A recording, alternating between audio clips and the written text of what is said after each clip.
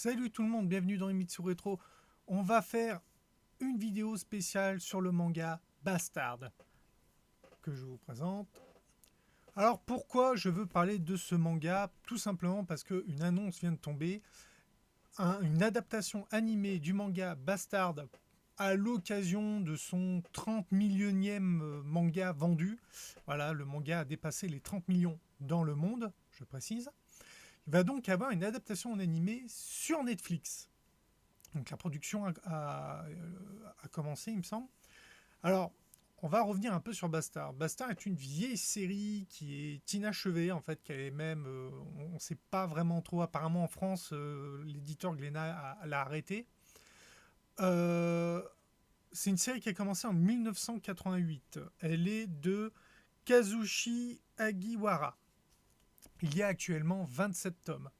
Alors ça paraît peu quand on sait que la série a commencé en 88, mais si au début la série a un rythme de publication, on va dire standard, elle était même prépubliée dans le Shonen Jump jusqu'au début des années 2000, parce qu'après elle a changé de magazine, elle est passée dans l'Ultra Jump. Et moi je me souviens, les derniers tomes, tu avais entre 3 et 4 ans entre chaque tome. C'est-à-dire qu'au début vous aviez le rythme habituel de 3 à 4 mangas par an, et après on est arrivé à un tous les 3-4 ans. C'est vraiment devenu... Alors, il faut savoir une chose, c'est que bien que le manga ait été fait en 88, il y a déjà eu une adaptation animée sous forme d'OAV. Je rappelle, les OAV sont les Original Video Animation, donc sont des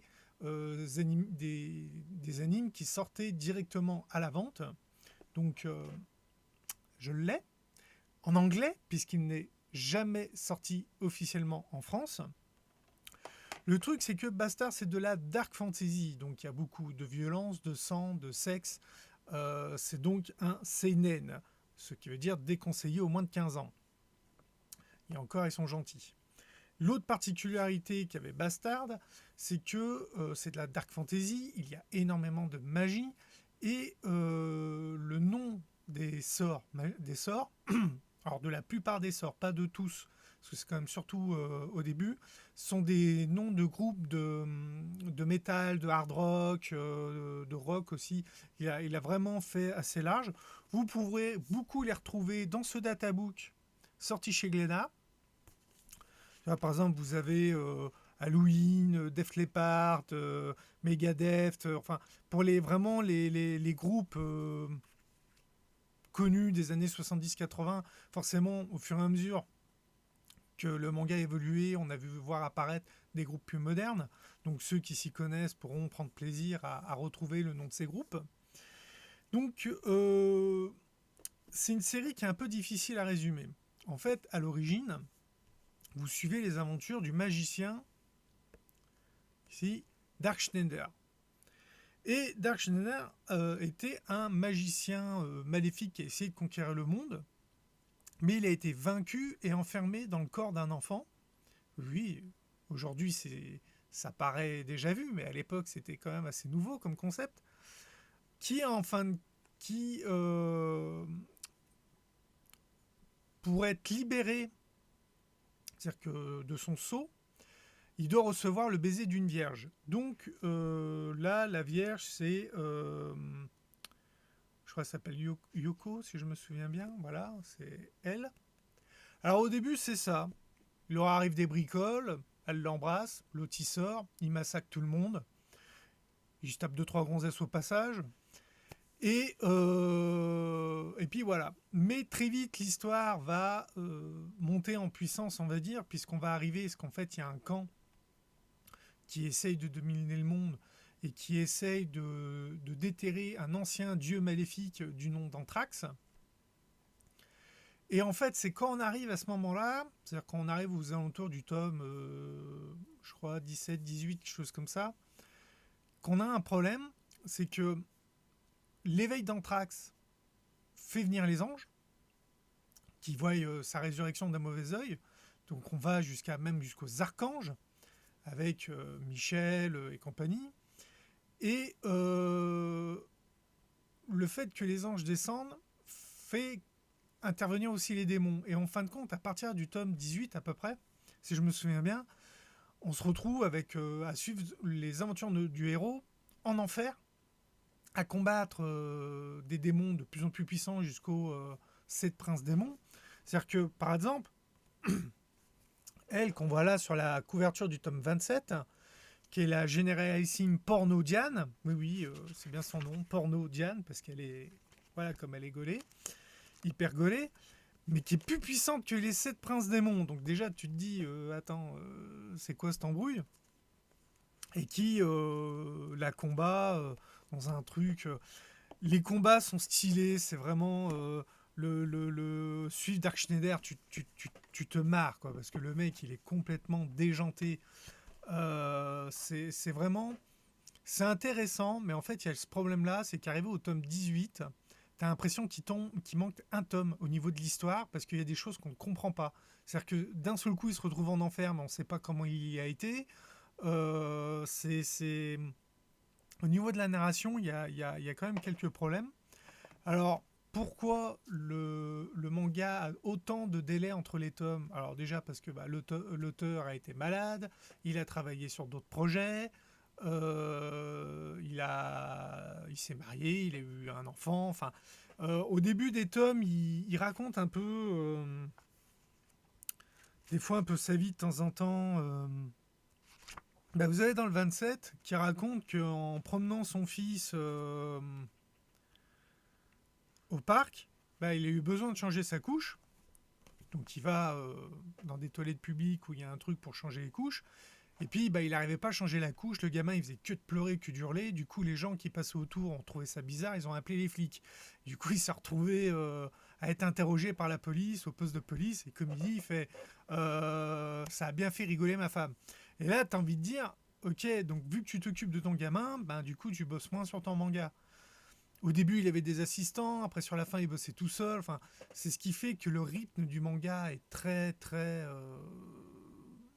dilaté. Euh, c'est vraiment, c'est un très bon manga. Moi, franchement, c'est un manga que j'aime. Je me rappelle qu'une fois, dans un tome, il avait carrément dit va vraiment que je finisse l'histoire de Bastard parce que les fans, ça fait des années qu'ils suivent. Il était même étonné qu'après tant d'années, les fans continuent à le suivre, alors que le rythme de parution était chaotique.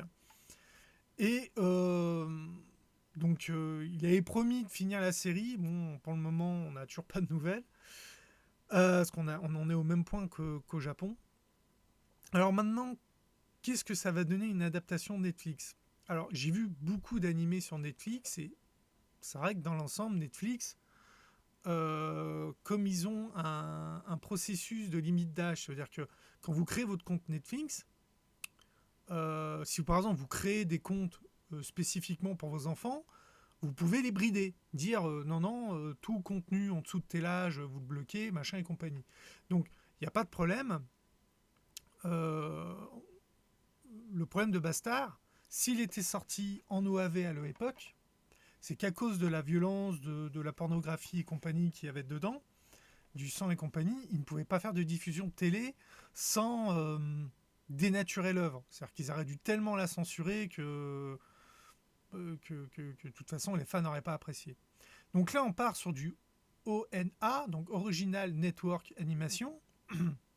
Donc je pense qu'avec le principe de limite d'âge de Netflix et le fait qu'on est sur un support internet, on devrait arriver à ce que la censure soit illimitée. Dans le sens que je pense qu'ils vont pas trop dénaturer l'œuvre à cause de la censure. On devrait obtenir vraiment. Il faudrait que je vous donne. Alors c'est pareil graphiquement. Pendant que je cherche un exemple, vous prenez graphiquement, c'est typiquement le graphisme qu'on avait dans la fin des années 80.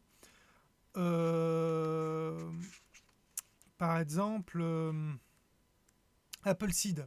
C'est très proche d'un graphisme à la Appleseed. Alors au début, après forcément, ça s'affine au fil des années. Qu'est-ce que je pourrais donner comme exemple? Bon, voilà, par exemple, ouais, alors, je donne un exemple que YouTube ne va pas. Bon, alors, vite fait, voilà, quand vous y voyez là, les Michelère, machin, et que. Enfin bon, vous aurez régulièrement de la nudité, régulièrement de la connotation sexuelle. Vous avez des sorts, moi je me rappelle, c'était. Comment il s'appelait le sort? Oh, putain, il y a une époque, je le connaissais par cœur ce sort. C'était. Voilà. Je vais vous donner un exemple. Venom, qui est un sort utilisé par le héros, qui est donc de catégorie magie noire. C'est un sort qui invoque du chaos de la matière maléfique. Se plaçant autour de sa cible, cette matière décompose à grande vitesse jusqu'à l'échelle cellulaire le corps de la cible et il transforme la cible en poussière. Mais tu vois le mec se décomposer, le sang qui gicle et compagnie. Et voilà, donc le sort, il y a des incantations, il y a des arias. Zarad Zarad, Skrotronich, par la noisseur des flammes crépitantes des ténèbres, à moi les feux de l'enfer devient épée et abat ton ennemi Venom. Voilà, Venom, groupe de métal aussi très connu, enfin de métal, de hard rock. Je sais pas exactement la classification, c'est pas trop mon style de musique. Vraiment, Bastard, voilà, c'est annoncé, ils vont le faire. Bon, apprendre que le manga vient de fêter son 30 millionième tome vendu, 30 millions vendus à travers le monde, c'est énorme. Bon, c'est sûr que si vous comparez à One Piece qui vend 3 millions par tome juste au Japon, donc forcément c'est incomparable. Mais 30 millions de tomes pour un manga, au niveau mondial, c'est beaucoup plus exceptionnel que ce qu'on pourrait croire. C'est énorme. Moi, je me rappelle Dragon Ball, la première édition, la toute première édition de Dragon Ball, quand ils avaient passé les 20 millions dans les années 90, c'était le record du monde. Bon, maintenant, il a été complètement explosé par One Piece, mais voilà. Donc bref, Bastard, c'est un manga, j'irais quand même plus pour adultes, parce que même le seinen est déconseillé au moins de 15 ans, mais même je trouve que 15 ans, c'est un peu short quand même. Graphiquement, ça va peut-être vous paraître vieillot au début, parce que c'est du graphisme, voilà, les premiers tomes, 88, 1988, donc automatiquement, ceux qui n'ont pas connu, ils vont être là, voilà, c'est quoi ce vieux graphisme, ça va vous faire un peu bizarre. Mais le héros est complètement délirant, Dark Schneider, voilà. Pour moi, ça fait un peu partie des classiques de la dark fantasy qu'il faut avoir lu, quoi. C'est-à-dire qu'en gros, il y aurait Bastard, Hubelblatt, quoi, qui est vraiment pareil, qui est plus la dark fantasy moderne, mais c'est les deux gros piliers de la dark fantasy en manga, à mon avis, hein, je dis toujours. Après, il y en a d'autres. Je suis pas trop fan de dark fantasy, donc j'ai pas trop d'exemples à donner. Mais pourtant, j'aime la fantasy, mais dark fantasy, c'est pas trop mon truc. Allez, je vous dis à bientôt pour une prochaine vidéo. N'oubliez pas, abonnez-vous, c'est important. Un petit commentaire si vous connaissez cette série pour dire ce que vous en pensez, pour aider à faire découvrir à d'autres personnes. Ça sera très sympa pour les autres. Et on peut se rejoindre sur le Discord de la chaîne. Il y a un Discord Himitsu Retro. Je mettrai en commentaire une invitation. Alors par contre, je viens de découvrir, les invitations sont valables 7 jours. Donc comme je vais les mettre à chaque vidéo, voilà. Allez, bye, à la prochaine.